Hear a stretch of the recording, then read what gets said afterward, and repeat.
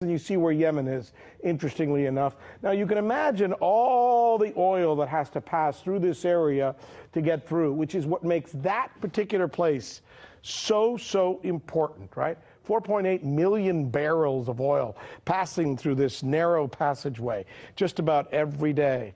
And now we're told the real reason for the war in Yemen is a religious conflict between Shia Houthis and the Sunnis, or the Saudis, or some other part, when in actuality, it's all about the oil.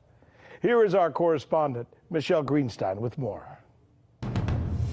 Now, unsurprisingly, one of Washington's strategic objectives is to maintain control over any major seaway, and Bab el-Mandeb is designated by the U.S. Department of Energy as a major oil transit choke point. But here's where it gets interesting. There's also the issue of the untapped oil of Yemen itself. According to the U.S. Energy Information Administration, Yemen has proven oil reserves of about 3 billion barrels. A U.S. Geological Survey from 2002 assesses that when undiscovered potential is added to known reserves, the total petroleum resource endowment for Yemen rises to 9.8 billion barrels of oil equivalent. But the petroleum that Yemen sits on has yet to be fully explored.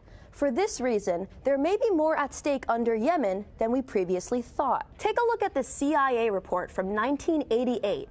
Although it's filled with redactions and was only declassified in part, it suggests that South Yemen alone, which was its own country at the time, has an oil potential of 5 billion barrels. Not only does the CIA write that South Yemen's potential recoverable oil resources could be considerably larger than its estimate, they also write that deposits of oil and gas probably exist in the newly created neutral zone along the disputed border between North Yemen and South Yemen. According to economic expert Hassan Ali Al-Saneri, the scientific research and assessments conducted by the international drilling companies show that Yemen's oil reserves are more than the combined reserves of all the Persian Gulf states.